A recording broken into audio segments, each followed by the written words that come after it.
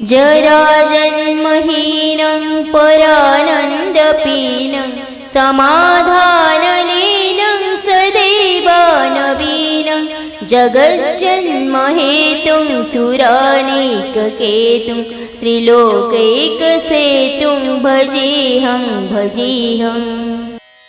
शुक्लाम्बरधरं विष्णुं शशिवर्णं चतुर्भुजं प्रसन्नवदनं ध्यायेत् सर्वविघ्नोपशान्तये। आज पवित्र वैशाख मास शुक्लपक्ष शुक्रवार।